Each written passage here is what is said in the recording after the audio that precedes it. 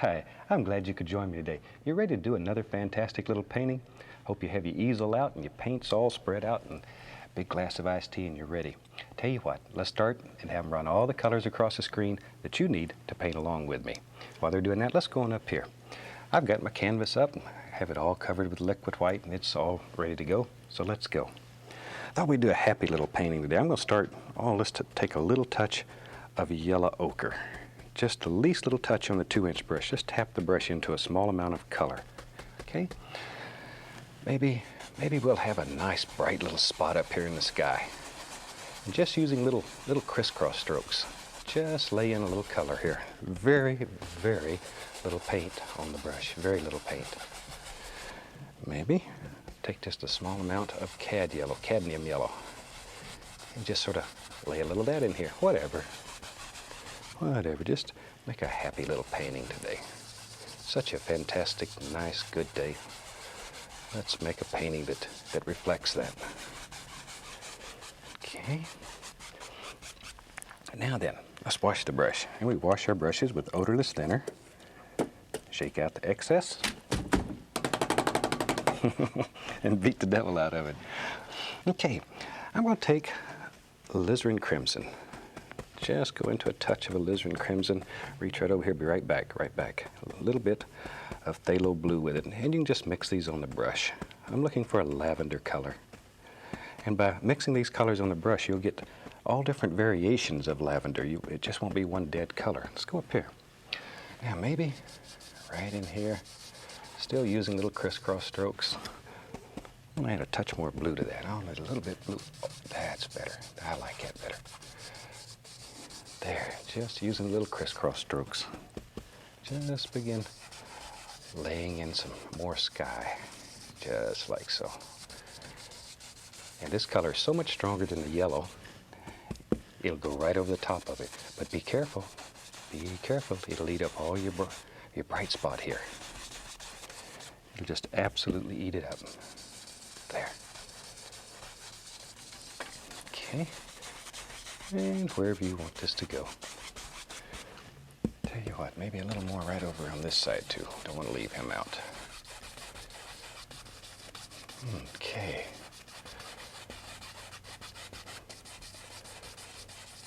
Okay, now I have this old brush dirty. Tell you what.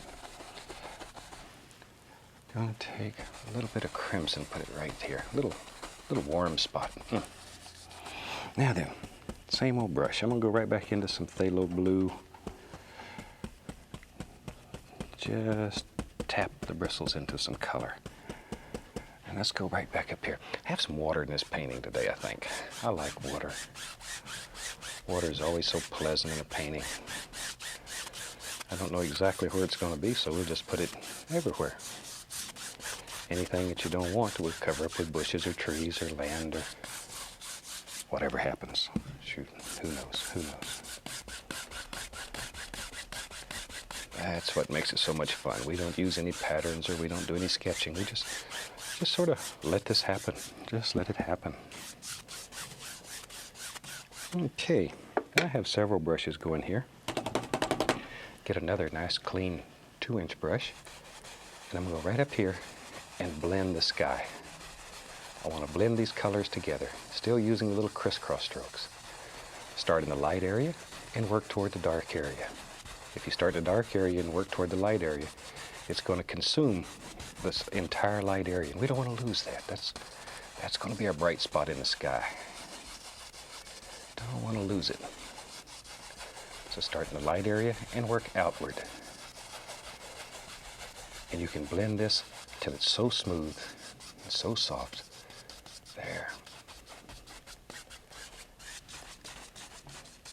Okay, now very lightly, using long strokes, we'll just go all the way across it. And sort of step back and take a look-see at it when you're at home to see if it's blended as soft as you want it. Okay, down here we just go all the way across and smooth this out a little bit. And that's all we need. Tell you what, let's build us a little mountain today. For that, I'll take a little midnight black, a little Prussian blue, Throw some Van Dyke brown in there, a little crimson, whatever. Whatever. Good dark colors. Okay. Pull the paint out as flat as you can get it. Take the knife. There. Take the knife and just cut across. So you have a little roll of paint right out on the edge of the knife. Okay.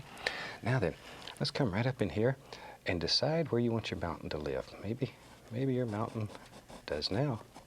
Lives right here. And all we're doing is just putting in a basic shape, and you're only worried about the nice outside edge. You could care less what's happening on the inside. All we're doing is just getting our outside shape laid in. That's all we're doing. All we're doing. Don't worry about it. Enjoy. And you can have this old mountain go wherever you want it. Maybe right on out there. Okay. Now then, take another brush, just an old 2-inch brush, and I want to pull this paint because the liquid white's on the canvas, the paint will move. It will literally move. There. And you can really make some fantastic mountains. So simple. There we go. And we want the bottom of the mountain, the base of the mountain, to just be blended out very soft so it looks like it's just sort of floating around and having fun all day. Isn't that easy? We got a little mountain. Okay, let's put some highlights on that mountain. For that, I'm going to take titanium white and the least little touch of bright red. Need very little of the red. Very little. So strong. Pull the paint out just like before, as flat as you can get it, and cut across. Have that little roll of paint right on the edge. Okay? Now then, you have to start making some big decisions here. Maybe right here there's a little highlight, like so. Just sort of look at your mountain and decide where you want these things to live. Wherever you want them. That's where they should be.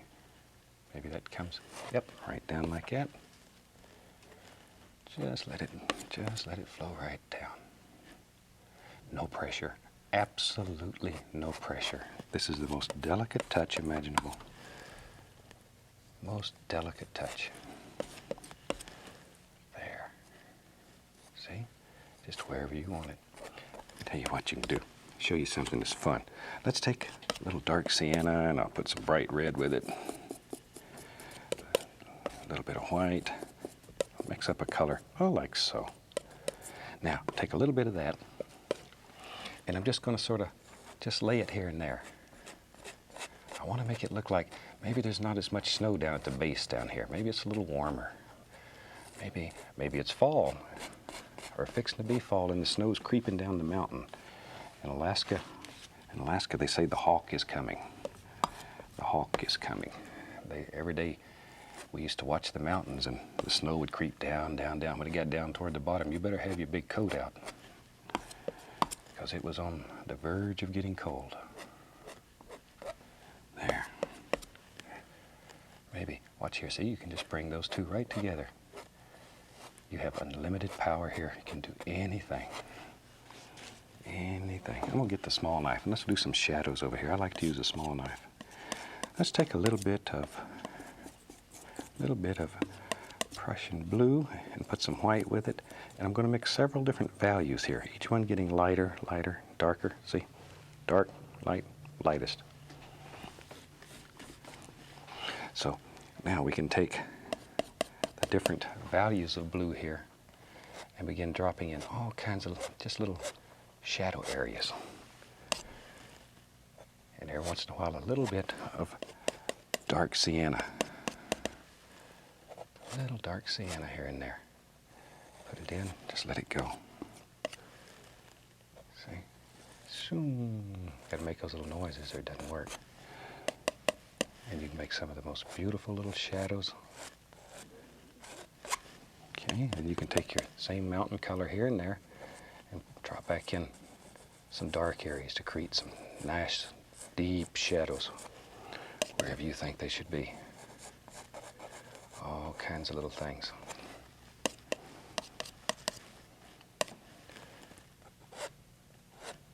There may be a little light light strikes right there. No pressure though, absolutely no pressure. Just let it go.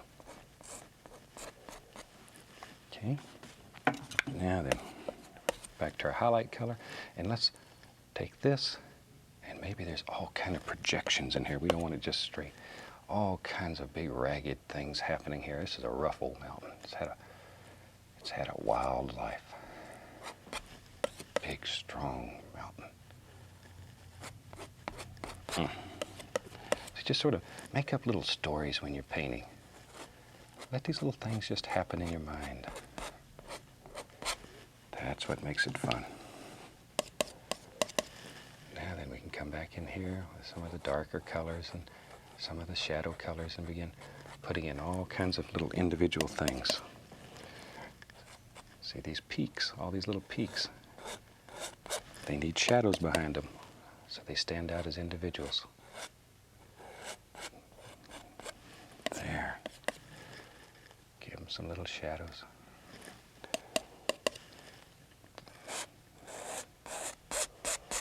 But you can create some of the most fantastic mountains that you've ever seen. And they're quite easy when you're using a big old knife. You wouldn't believe what you could paint with it, but you have to make friends with it. Spend some time with it. There. And maybe here and there we'll just put the indication of a little highlight, little shadow up in here. Okay.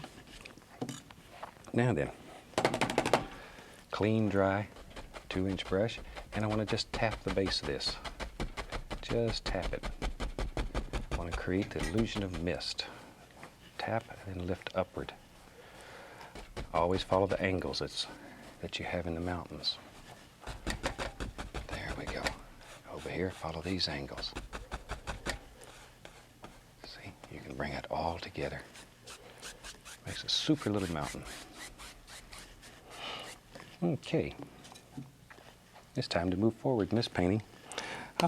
We'll use that same old mountain color, blue and black, Van Dyke brown, some crimson, little sap green, whatever. Looking for a good dark color here.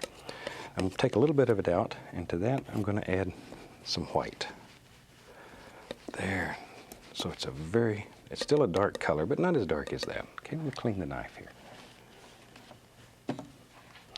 I'll just use this old 2-inch brush here. You could use the 1-inch brush, a 2-inch brush, whatever. We'll just start with it. Tap a little color into it. And maybe leaves right here. Some little trees. They're way back in the background here. There they go. Just see them? Okay, and it goes right on up. Wherever you want. You just sort of make a decision in your mind where you think these things should live and drop them in. It's that easy. You can do it. You can do anything. Now then, while I have that color on the brush, we'll throw a little bit right in there. Like so. Now, grab the bottom of this and pull it down, and we'll have some instant reflections. Instant reflections.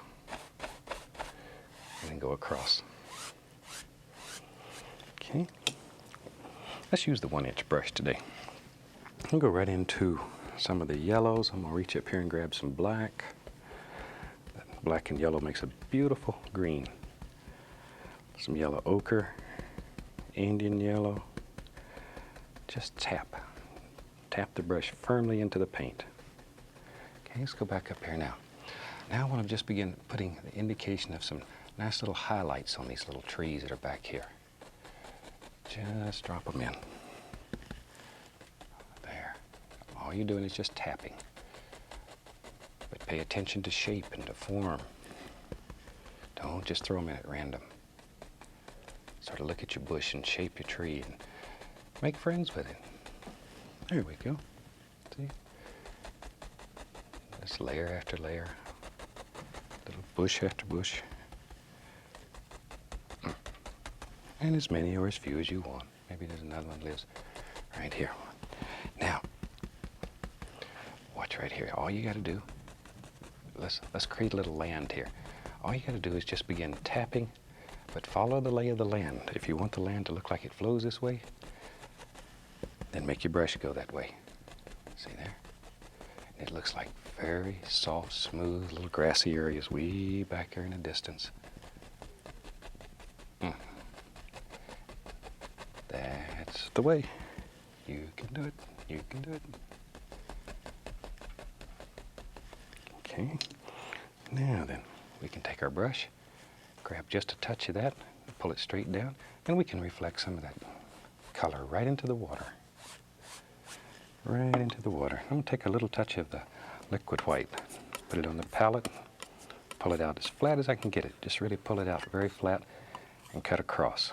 That's all there is to it. Just cut across it and go right up here. Act like you're trying to saw a hole right in the canvas. Just absolutely cut a hole in the canvas. There we go. Okay, that gives us just a happy little water line. And you'll put a ripple or two here. Depends on your mood. If you want a ripple there, then there ought to be one there. Okay, grab this old big brush again. I'm going back into that dark color I had. Now we have to begin making some big decisions about our painting. Maybe, I tell you what, maybe right here. There lives a big, strong tree right here. Maybe there's several trees. I don't know. All you have to do is just tap him in. There's not a great deal of paint on the brush. And I'm tapping quite firmly and sort of with a, see, I think you can see that, sort of with the corner of the brush and bend it down like that, okay? Maybe there's a big limb that hangs out over here.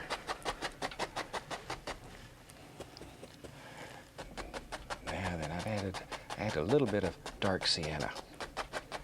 Just a tiny bit to begin warming up and lightening that color as it gets toward the top. You can add a little touch of yellow ochre. There's another tree. I knew there was one hiding in there, just had to pull him out. See? Just bring him out. Now then, add a little of the yellow ochre, a little more, right on the same brush. And I just want to put the indication here of some little light areas, some light patterns. We're painting the back of the tree now. We'll come back and do the middle of the tree, which is the trunk, and the front of the tree, which is all the bright highlights.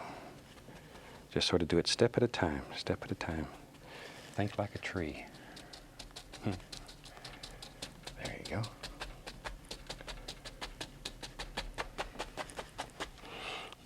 Tell you what, let me grab another 1-inch brush. Let's have some fun. We'll take that same old dark color. Same old dark color. Going to load this brush up with a lot of paint. Okay, let's go right up here. Maybe there's a nice tree that lives. It sure does now, right there. Now we just push this one right out of the brush. Push. Bend the bristles. Don't let them slide. Don't let them slide. If they slide, you'll have it look like sawgrass. Sawgrass grows in the water. It's just big, long, stringy things. We don't want that. We don't want that. We want some nice looking things going on there. Back into my dark color, browns and the black and the blue and the sap green. Tell you what, let's have another little tree. And he lives right about here. He lives right in front of that one. Put him in there.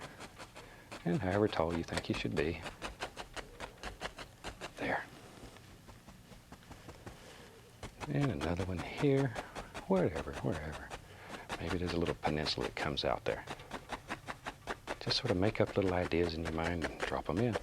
Now, if that's a peninsula, we need to have a little reflection under it. So, by pulling down, going across, that'll create our reflection. Shoot, I tell you what, maybe this looks like a natural place here. I'll just bring this right on across. Still using the same colors. All we're doing is putting in dark color for the base. We need dark in order to show light. And we're just blocking in right now. Just blocking it all in. There.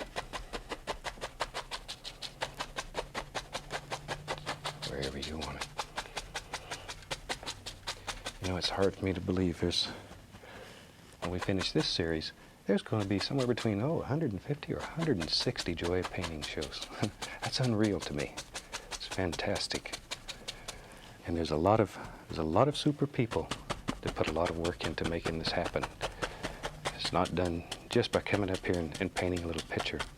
There's a lot of people here in the studio that work very hard to bring you a nice production. They really do a good job. And there's a lot of people that you never see that support me. I have fantastic partners by the name of Annette and Walt Kowalski, and they've been with me for a long time. And they, along with my wife Jane, they make this thing work for us. They're super people, and I thank everybody that helps. But most of all, I thank you for allowing us to come into your homes each week, and we enjoy that. Hope you do too. There. See? Just all kinds of little things here, wherever you want them. Now then, I'll get a little fan brush. There we go. Go right into some Van Dyke brown. Load the brush full of paint. Load it full of paint. Now let's go up here and let's begin putting in some tree trunks back in here. And there's some trees back here in the background. We don't know how many, exactly where they're at. You might not see the entire trunk. Just here and there. Here and there. And we'll have some trunks up here in this one. Maybe over here there's some little tiny things happening. Wherever you want them. Wherever you want them. We can take our liner brush, put a little brown on it with paint thinner to make it thin, and just here and there, put the indication of a little tree limb or two. Just wherever you think. Most of these will be covered up, but a few of them will show through, and it makes it look like you really worked hard to get all these in there. There. Now then, I'll tell you what. You know me, I like old big trees. Maybe there's a big tree out here in the front. Shoo, comes down in there. Let's take a little brown and a little white on the knife here. And we'll just put a little touch of highlight on that tree. Make him shine. There we go. Shoot, I got that color. Add a little touch over here too. Don't want this one left out. There. Now we can begin putting in all the little pretty things here. Take my little 1-inch brush and just begin deciding where the highlights are. Now if you have trouble making your paint stick, add the least little touch of paint thinner to your brush. It takes a very, very small amount. Very small amount. Okay, back in here. Gotta have some on this little rascal. Don't want him left out. Like so. This was a little bush right there. Let him just shine up here. Let him shine. You know, one thing I would like to say. Here I think it was in the 7th series, we had one of the most fantastic painters on the show, in my opinion, that's lived in the last century, by the name of Ben Stahl. And we were blessed by the fact that Ben came here and he painted with me, which was truly an honor to paint with a man of such a caliber. He really was fantastic. And just recently, Ben passed away. And I'd just like to pay tribute to one of the finest artists that I have ever known, and in my opinion, has ever lived. And probably one of the best ways to do that is I remember what Norman Rockwell said about Ben Stahl. He once said that we are but illustrators. Ben Stahl is among the masters. And Ben now Now he truly is among the master. So, okay, just dropping all kinds of little things here. There. And you're just working layers, layer after layer after layer. Every once in a while I'm going to pick up a little touch of the, ooh, nice, of the bright red. Put a little sparkle in that rascal. Think where the light would strike out here. Okay, just wherever you want it. Just layer after layer. It's important, though, that you create these layers. It creates depth in your painting, distance. Makes all those nice dark areas that all the little squirrels and stuff hide in. Let's go up here. This old big tree. We need to put some nice shiny leaves out on him. Don't want him left out. Don't want him left out. And sort of work in patterns and layers, creating the individual effects in your tree. See there? Big old strong tree. Okay, tell you what, very quickly here, put in a little bit of land area, and we'll have a finished painting. Decide where your land is, use a little brown. Just drop it in. See there?